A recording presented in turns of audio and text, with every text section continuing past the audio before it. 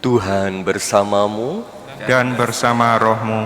Inilah Injil suci menurut Santo Matius. Dimuliakanlah Tuhan. Dalam khotbah di bukit, Yesus bersabda kepada murid-muridnya, "Ingatlah, jangan kamu melakukan kewajiban agamamu di hadapan orang supaya dilihat mereka. Karena jika demikian, kamu tidak beroleh upah dari Bapamu yang di surga. Jadi apabila engkau memberi sedekah, janganlah engkau menggembar-gemborkan hal itu, seperti yang dilakukan orang munafik di rumah-rumah ibadat dan di lorong-lorong supaya dipuji orang. Sesungguhnya aku berkata kepadamu, mereka sudah mendapat upahnya.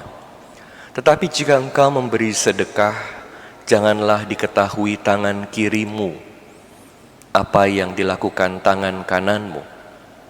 Hendaklah sedekahmu itu diberikan dengan tersembunyi. Maka Bapamu yang melihat yang tersembunyi akan membalasnya kepadamu. Apabila kamu berdoa, janganlah berdoa seperti orang munafik.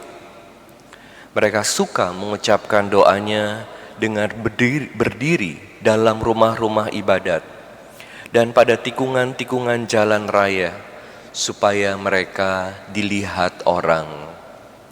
Sesungguhnya aku berkata kepadamu, mereka sudah mendapat upahnya. Tetapi jika engkau berdoa, masuklah ke dalam kamarmu, tutuplah pintu, dan berdoalah kepada Bapamu yang ada di tempat tersembunyi. Dengan demikian, Bapamu yang melihat yang tersembunyi akan membalasnya kepadamu. Apabila kamu berpuasa, janganlah muram mukamu seperti orang munafik. Mereka mengubah air mukanya supaya orang melihat bahwa mereka sedang berpuasa. Sesungguhnya aku berkata kepadamu, mereka sudah mendapat upahnya.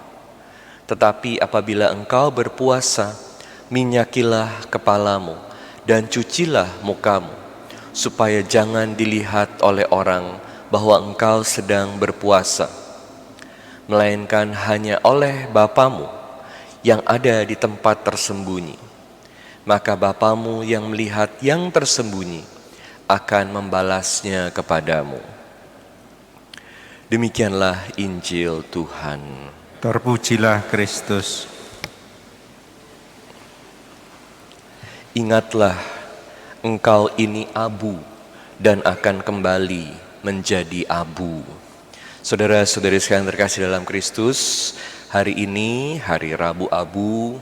Hari ini adalah perayaan yang sangat indah karena Tuhan mengajak kita selama masa pantang dan puasa ini untuk bertobat, untuk mengingat kembali siapa kita, apa tujuan kita. Siapa kita dan apa tujuan kita? Dikatakan saat Anda menerima abu, kita ini berasal dari abu dan akan kembali menjadi abu. Ayat ini diambil dari kitab Kejadian saat Adam dan Hawa diusir dari Taman Firdaus ketika mereka melakukan dosa. Ayat ini mengingatkan kita bahwa kita semua ini karena dosa kita. Dan kita juga seperti Adam dan Hawa. Yesus dan gereja mengingatkan bahwa kita ini berasal dari abu dan akan kembali kepada abu. Artinya, kalau kita satu hari nanti semua akan juga meninggal. Kita ini bukan siapa-siapa. Seringkali dalam hidup kita mengejar kehebatan. Banyak hal yang kita kejar untuk membuktikan diri kita. Kita bersaing satu dengan yang lain, berusaha sekeras mungkin dengan begitu capek, menghalalkan segala cara untuk menjadi yang paling hebat, menjadi yang paling kaya, menjadi yang paling cantik, Tapi sebenarnya apa sih yang kita lakukan? Dalam kitab Pengkhotbah juga dikatakan manusia dari abu, dari tanah akan kembali ke tanah.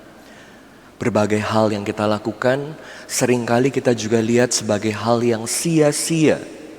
Kenapa sia-sia? Karena setelah kita mengejar begitu banyak hal, kita sadar bahwa hal-hal yang kita kejar juga tidak pernah kekal. Pada akhirnya kehebatan, kekayaan, kecantikan, kita bisa bawa mati gak? Gak bisa bawa mati.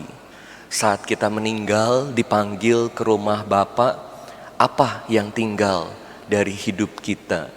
Bahkan dalam menjalani hidup pun seringkali berbagai hal yang hebat, yang memberi kita rasa aman, memberi kita rasa besar, juga bisa diambil sama Tuhan.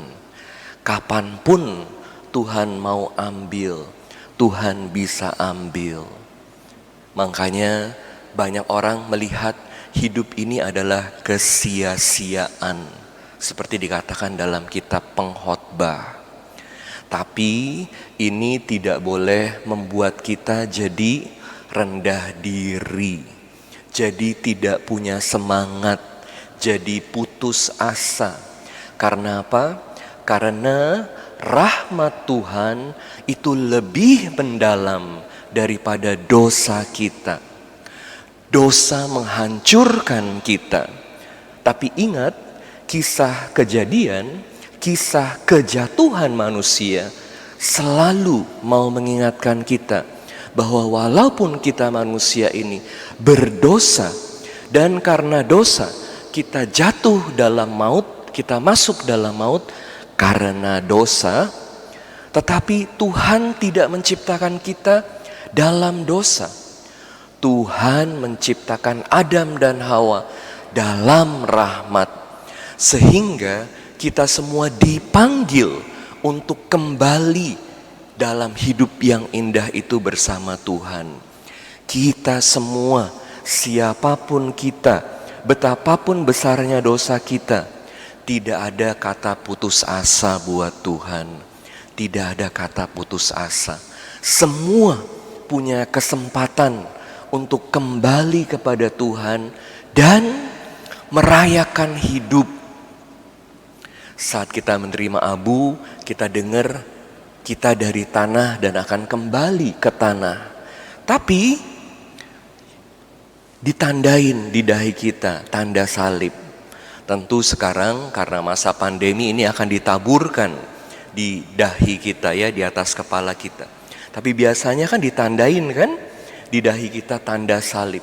Artinya apa?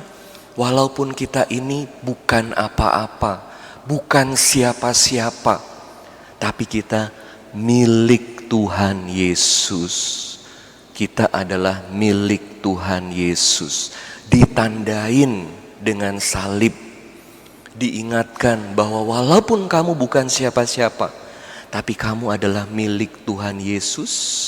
Jadi Tuhan Yesus yang akan menjaga kita, yang akan memulihkan kita, yang akan menyelamatkan kita. Mau gak buka hati terhadap rahmat Tuhan? Perayaan ini mengingatkan kita bahwa kita semua diciptakan dalam rahmat dan akan kembali kepada rahmat Tuhan melalui Kristus. Perayaan ini mengingatkan kita bahwa pertobatan selalu mungkin. Manusia bisa bilang tidak mungkin dia bertobat. Tidak mungkin dia bisa punya hidup baik. Hidupnya sangat gelap. Buat Tuhan tidak ada yang tidak mungkin. Makanya perayaan ini adalah perayaan yang sangat indah.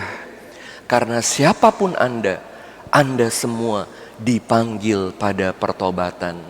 Dan saat kita pantang dan puasa selama 40 hari ini, makanya kita harus menekankan hubungan dengan Tuhan, hati kita, bukan luarnya yang indah.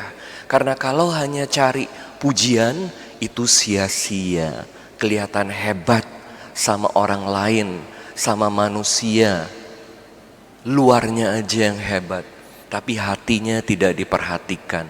Makanya gereja mengajak kita semua dengan bacaan Injil ini selama masa pantang dan puasa, secara eksternal kita melakukan hal-hal yang baik, kita berpuasa, kita beramal, kita berdoa, bukan untuk dilihat orang, tapi pertama-tama untuk mengarahkan hati kita kembali kepada Tuhan.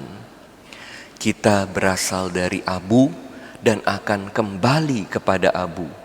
Tapi syukur pada Tuhan, kita semua adalah milik Tuhan dan bersama Kristus kita semua akan diselamatkan.